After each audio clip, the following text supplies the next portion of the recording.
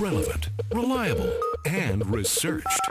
This is Experts on Call, the show focused on delivering leading-edge news and information on today's most beneficial products and services. This is Experts on Call on AM 650.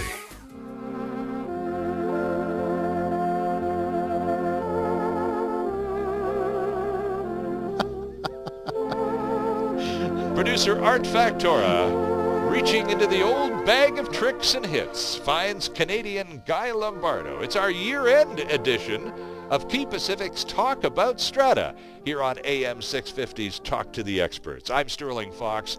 Tony Juventu is in studio with me. Mr. Juventu is the Executive Director of the Condominium Homeowners Association of British Columbia. He also writes weekly in the Victoria Times Colonist, the Vancouver Province, and a number of other publications around British Columbia. He's the condo columnist in so many of those papers, now 500 columns and counting.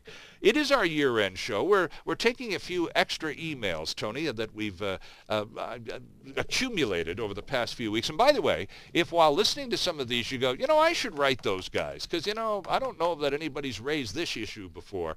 Our email address is radio@QayPacific.com. And Quay Pacific is tricky. It's like Lonsdale Quay or New Westminster Quay. It's QUAY Pacific.com. So let me do the address for you again. It's radio@QayPacific.com. Here's another email, Tony. Karen says, our Strata Council wants to assess a total special levy of $75,000 for a re-roofing project, but they have not provided any information on estimates or warranties to us owners. They want the money first, and then we'll decide on the bids. As owners, should we pay this special levy before receiving pertinent information on the repairs? Because we've been told they will sue the owners who vote no.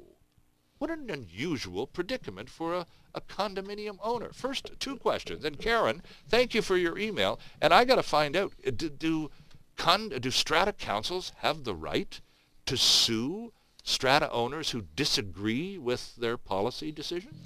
There is some possibility that you could find one faction of a strata group of owners seeking a court order or suing another group of owners within a strata development. That certainly can happen. Okay. But the other side of this is, how would they know which owners vote no if they have a secret ballot, which is a principal requirement under the legislation?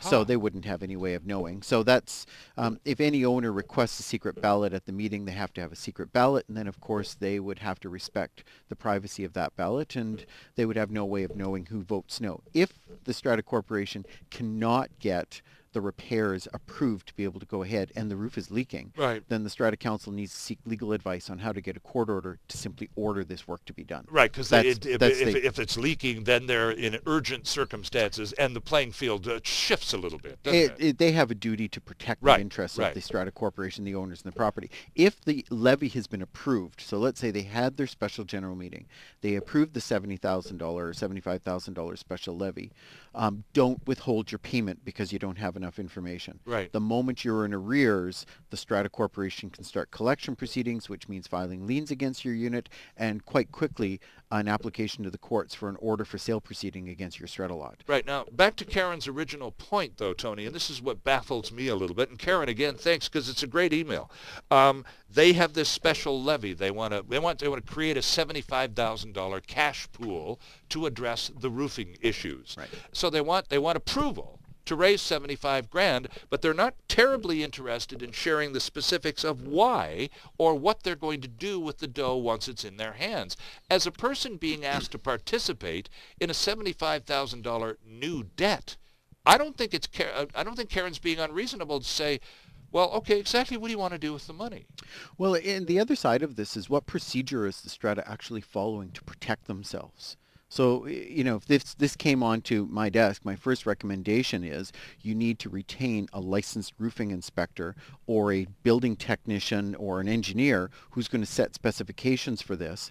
so you can go to tender and you know what you're going to be getting. You know what the conditions of the bids are going to be getting. You know what the conditions you're going to be asking for in the warranty process, the payment process, the management, and even who's going to act as an independent inspector to make sure you get what you pay for, right? It's an interesting a tactic that's used in the industry, but frequently we will have individuals say, well, if we use an inspector and we set specifications, it'll just end up costing more.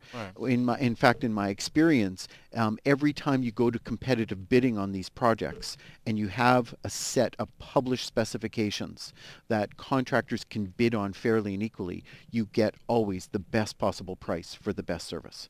And it's always better than what you get otherwise.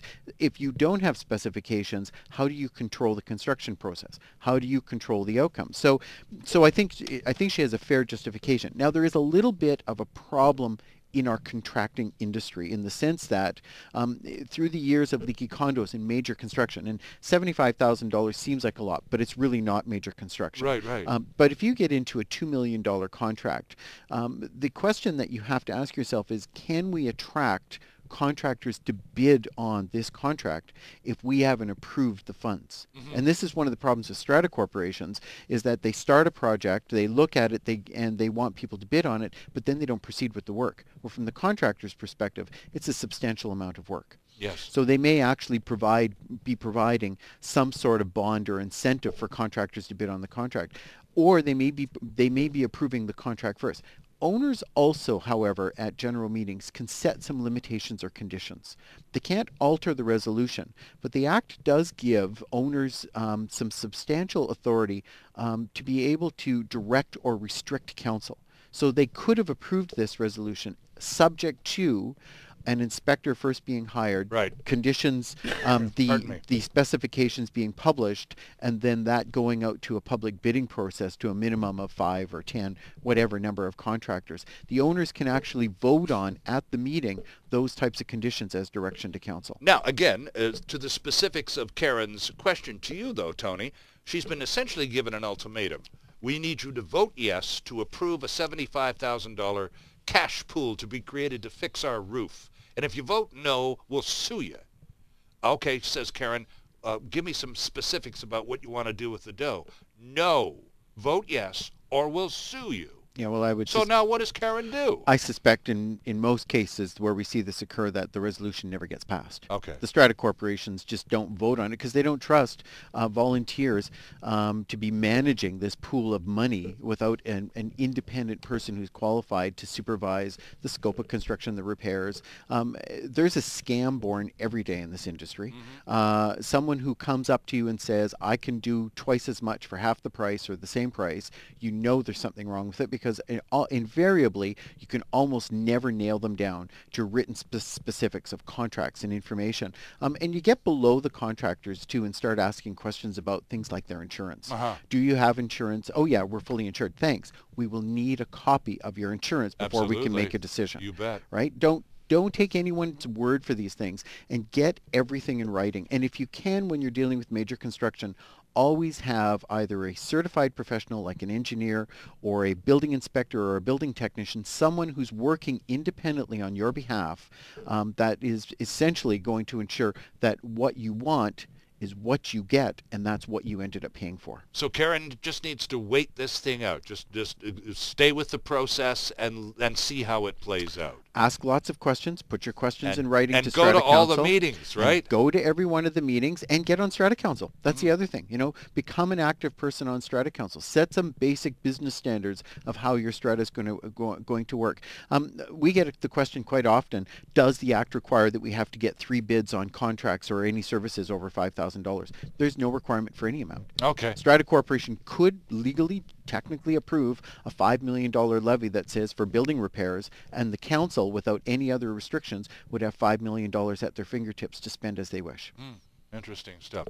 Karen, thank you for your email. It's radio@keypacific.com. If you'd like to send something in to Tony and me, we'll be happy to take it on as we round the corner into next year on future shows. We'll take a quick break here, and when we come back, another email, this time from Vancouver Island. It's Key Pacific's Talk About Strata. There's There's still more ahead with Experts on Call, the show focused on delivering relevant and beneficial consumer information. This is Experts on Call on AM 650.